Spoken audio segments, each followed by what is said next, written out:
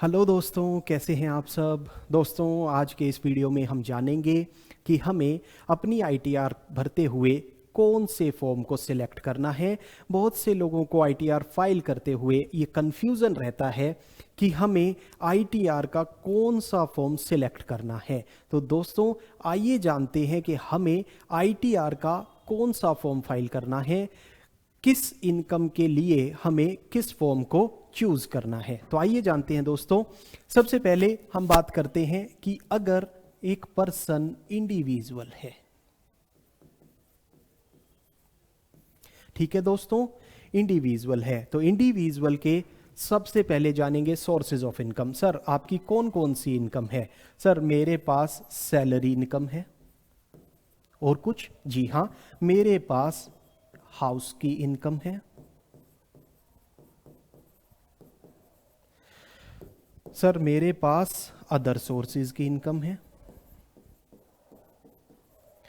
Sir, house कितने हैं। Sir, एक ही घर है। ठीक है जी।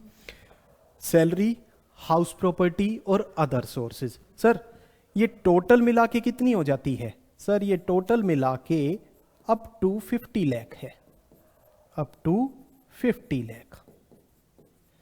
तो सर, अब मुझे कौन सा फॉर्म फाइल करना है। अगर आपके पास ये 3 सोर्सेज की इनकम है और 3 सोर्सेज की इनकम टोटल मिला के 50 लाख रुपए तक है, तो दोस्तों आपको आंसर मिल गया कि आपको आईटीआर 1 फाइल करना है। कौन सा? आईटीआर 1 फाइल करना है। एक कंडीशन है कि आपके पास घर सिर्फ एक ही होना चाहिए। ठीक है दोस्तों। ठीक है सर, ये मुझे समझ आया। अब बात आती है कि मेरे पास इनकम, मैं इंडिविजुअल हूं लेकिन मेरे पास income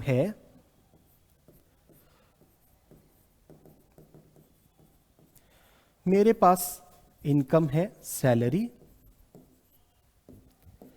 house property,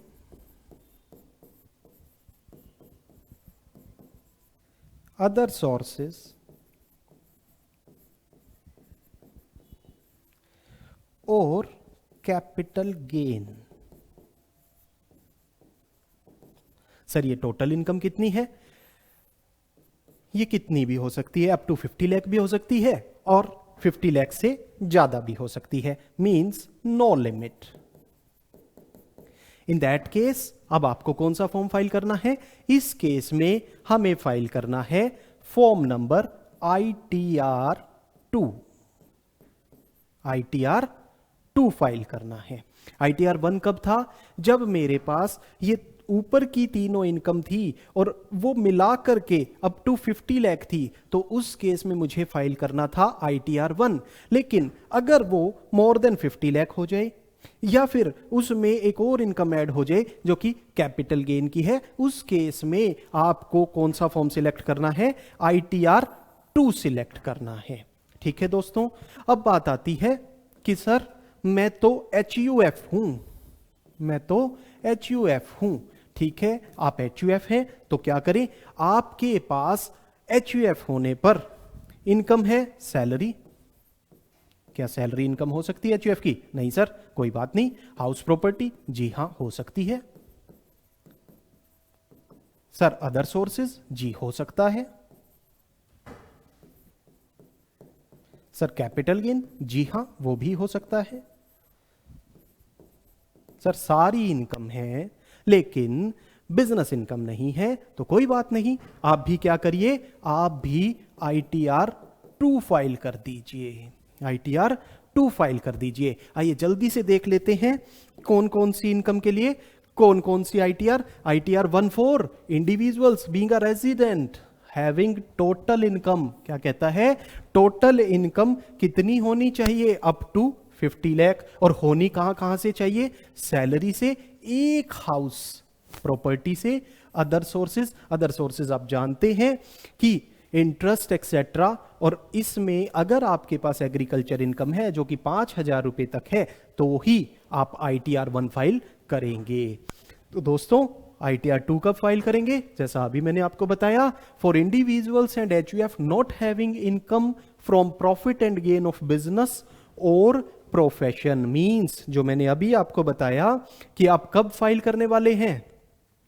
ITR 2 salary, house property, other sources और कैपिटल गेन की इनकम जिसमें कोई 50 लाख तक की लिमिट नहीं है, तो ITR 2 फाइल करने वाले हैं। ठीक है दोस्तों, अब बात आती है कि हम HUF हैं, इंडिविजुअल हैं, हमारे पास बिजनेस इनकम है।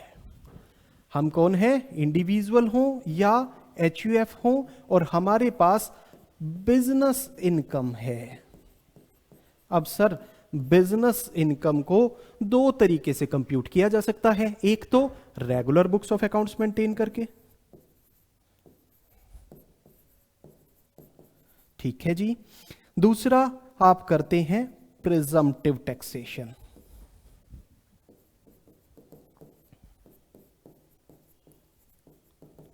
यानी कि 44 AD, 44 AE, 44 ADA। ठीक है दोस्तों, तो आप प्रिजम्पटिव टैक्सेशन में जाते हैं तो आप ITR का कौन सा फॉर्म सिलेक्ट करेंगे, और रेगुलर बुक्स में अगर आप मेंटेन करते हैं तो कौन सा फॉर्म सिलेक्ट करेंगे। इन दैट केस आपको फाइल करना है ITR 3 और ITR 4। 3 for regular, ITR 4 for presumptive.